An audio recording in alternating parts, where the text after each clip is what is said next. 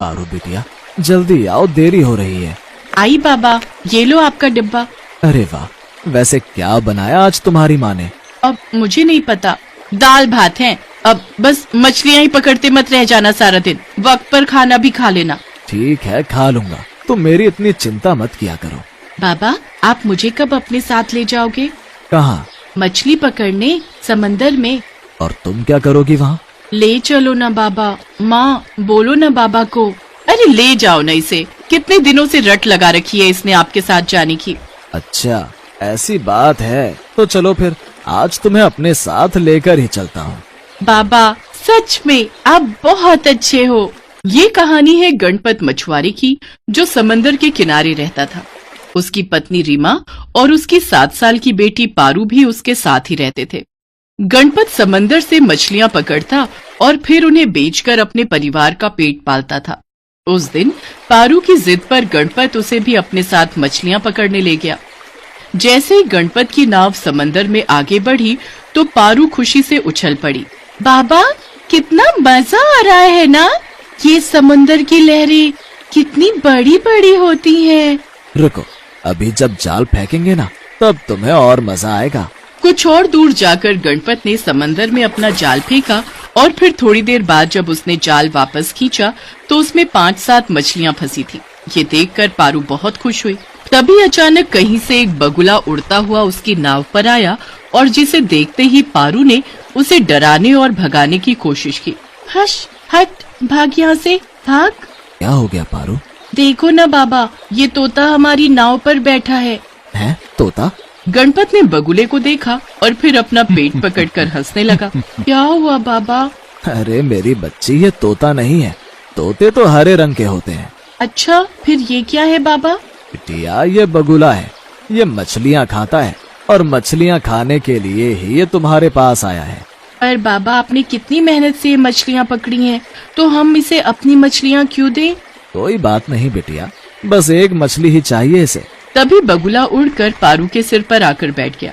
पारू डरकर चिल्लाने लगी और ये देखकर गणपत हंसते हुए बोला, देखो कितने प्यार से मछली मांग रहा है, एक काम करो, लो इसे ये मछली दे दो। ठीक है बाबा। पारू ने गणपत से मछली ली और बगुले की तरफ बढ़ा दी।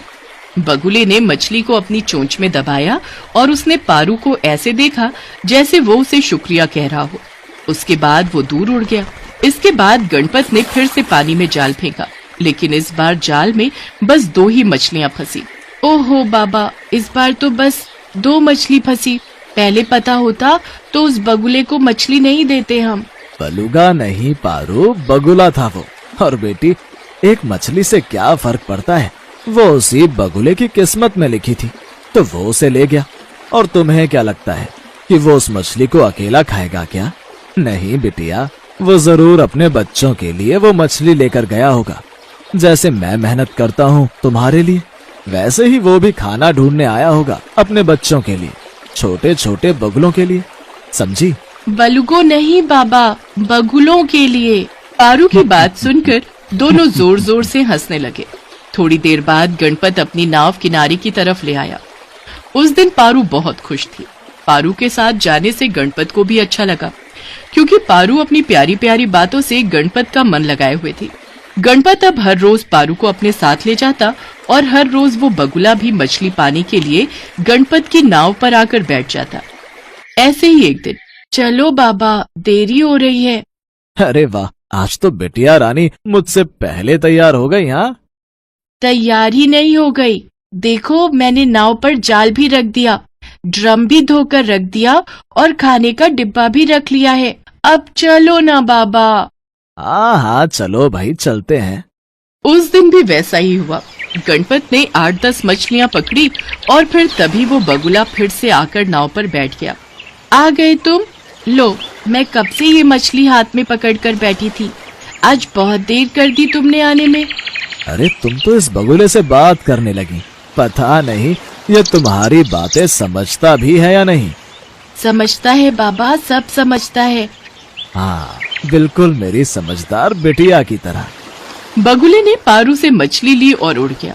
अगले दिन गणपत जब जाल लगा रहा था और पारू आसमान में बगुले को ढूंढ रही थी, तभी बगुला बहुत तेज रफ्तार से उड़ता हुआ वहां पहुंचा।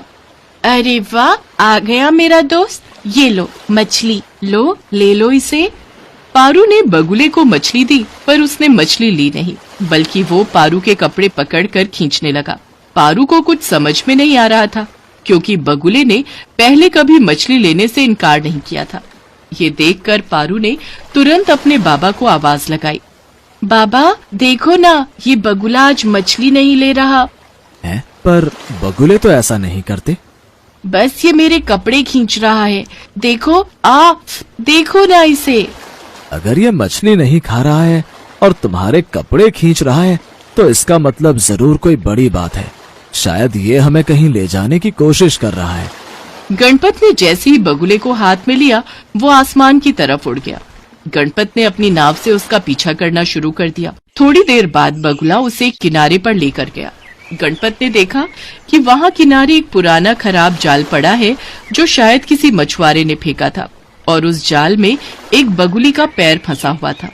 बगुली पंख फैलाकर लगातार उस जाल से अलग होने की कोशिश कर रही थी, पर वो उस जाल में और ज्यादा फंसती जा रही थी। बाबा देखो, वहाँ एक बगुला फंसा हुआ है। पारू, वो एक बगुली है और वो जरूर इस बगुले की पत्नी होगी, और उसी को बचाने के लिए वो हमसे मदद मांग रहा है। गणपत ने चाकू से जाल काटा और बगुली को आजाद कर दिया। तभी पारू बोली, देखो बाबा, वहाँ पेड़ के नीचे दो छोटे छोटे बगुले हैं। हाँ, मैंने कहा था ना कि वो जरूर अपने बच्चों के लिए मछलियाँ ले जाता होगा। चलो अब हम चलते हैं, बहुत देर हो गई। शाम हो चुकी थी। गणपत अपने घर की तरफ बढ़ रहा था। बगुली की मदद करके पारू बहुत खुश थी, लेकिन गणपत थोड़ा परेशान था, क्योंकि बगुली की मदद के चक्कर में उस दिन वो एक भी मछली नहीं पकड़ पाया था। वो इसी उधेड़ बुन में था। तभी पारू ने उसे आवाज लगाई, देखो बाबा, बगुला अपने दोस्तों के साथ मछली लेकर आया है। हैं? मछली लेकर आया है? गणपत ने देखा कि आसमान में 10-15 बगुले उड़ रहे थे और सबकी चोंच में मछलियां थी।